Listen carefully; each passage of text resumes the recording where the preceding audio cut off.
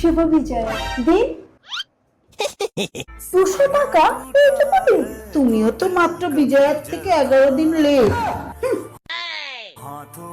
তোমার মায়ের মতো না একটা হার্টকিপটে মহিলা দেখিনি বাবা। কাজ করতে দাও।